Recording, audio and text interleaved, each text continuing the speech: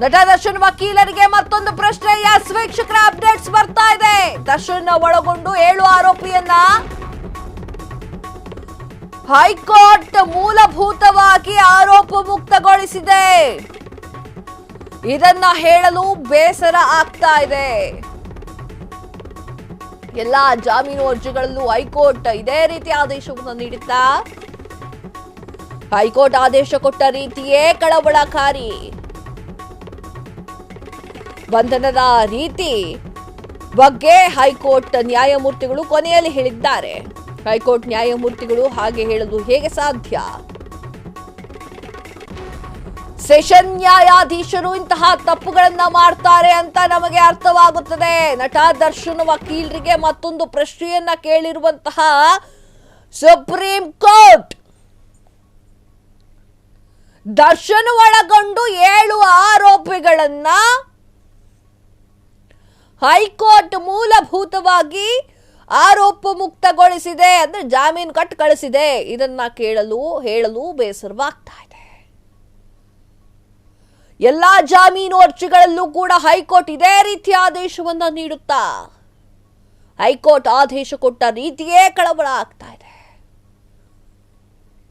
ಬಂಧನದ ಭೀತಿ ಬಗ್ಗೆ ಹೈಕೋರ್ಟ್ ನ್ಯಾಯಮೂರ್ತಿಗಳು ಕೊನೆಯಲ್ಲಿ ಹೇಳಿದ್ದಾರೆ. ಹೈಕೋರ್ಟ್ ನ್ಯಾಯಮೂರ್ತಿಗಳು ಹಾಗೆ ಹೇಳಲು ಹೇಗೆ ಸಾಧ್ಯ?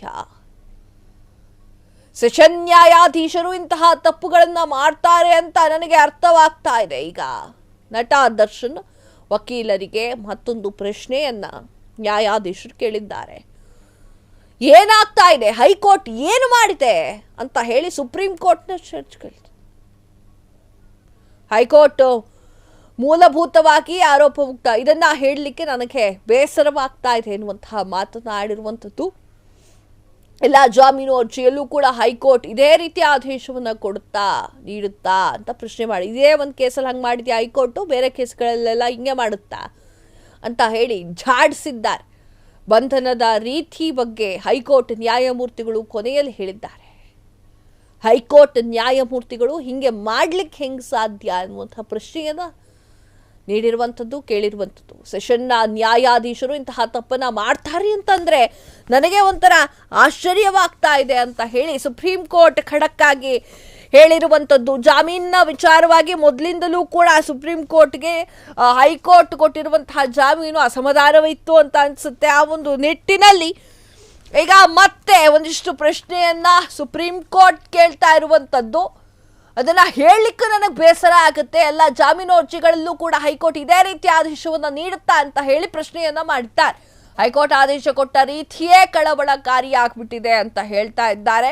ಬಂಧನದ ರೀತಿ ಬಗ್ಗೆ ಹೈಕೋರ್ಟ್ ನ್ಯಾಯಮೂರ್ತಿಗಳು ಕೊನೆಯಲ್ಲಿ ಹೇಳಿದ್ದಾರೆ ಎನ್ನುವಂಥದ್ದು. ಎಸ್ ವೀಕ್ಷಕರೇ, ದರ್ಶನ್ ಅವರ ಭವಿಷ್ಯ, ನಟ ದರ್ಶನ್ ಭವಿಷ್ಯ ಇದೇ ದಿನ ನಿರ್ಧಾರವಾಗಲಿದೆ.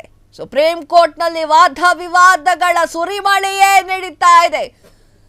ನ್ಯಾಯಮೂರ್ತಿಗಳಾಗಿರುವಂತಹ ಪರ್ದಿವಾಲಾ ಅವರು ಒಂದಿಷ್ಟು ಪ್ರಶ್ನೆಗಳ ಮೇಲೆ ಪ್ರಶ್ನೆಗಳನ್ನ ಕೇಳ್ತಾ ಇದ್ದಾರೆ. ರಾಜ್ಯ ಸರ್ಕಾರದ ವಕೀಲರ ಬಾರಿ ಮುಗಿದಿದೆ. ಈಗ ದರ್ಶನ್ ಪರ ವಕೀಲರು ವಾದವನ್ನ ಮಾಡ್ತಾ ಇದ್ದಾರೆ. ಒಂದಿಷ್ಟು ವಿಚಾರಕ್ಕೆ ಸಂಬಂಧಪಟ್ಟಂತೆ, ಅದರಲ್ಲೂ ಕೂಡ ಜಾಮೀನಿನ ವಿಚಾರಕ್ಕೆ ಸಂಬಂಧಪಟ್ಟಂತೆ ಹೈಕೋರ್ಟ್ ಕೊಟ್ಟಿರುವಂತಹ ತೀರ್ಪಿನ ಬಗ್ಗೆ ಸುಪ್ರೀಂ ಕೋರ್ಟ್ ಅಸಮಾಧಾನವನ್ನು ವ್ಯಕ್ತಪಡಿಸ್ತಾ ಇತ್ತು. ಒಂದಿಷ್ಟು ಪ್ರಶ್ನೆಯನ್ನ ಕೇಳಿದ್ದಾರೆ. ಆ ಒಂದಿಷ್ಟು ಪ್ರಶ್ನೆಯಲ್ಲಿ ದರ್ಶನ್ ಹಾಗೂ ಇತರರಿಗೆ ಜಾಮೀನು ಹೆಂಗೆ ಸಿಕ್ತು ಅನ್ನೋ ತರದಲ್ಲೂ ಇದೆ. ಕ್ಷಣ ಕ್ಷಣದ ಸುದ್ದಿಗಳಿಗಾಗಿ ಫ್ರೀಡಂ ಟಿವಿ ಸಬ್ಸ್ಕ್ರೈಬ್ ಮಾಡಿ, ಲೈಕ್ ಮಾಡಿ ಹಾಗೂ ಫಾಲೋ ಮಾಡಿ. ಹೊಸ ಸುದ್ದಿಗಳ ನೋಟಿಫಿಕೇಶನ್ಗಾಗಿ ಬೆಲ್ ಐಕಾನ್ ಮೇಲೆ ಕ್ಲಿಕ್ ಮಾಡಿ.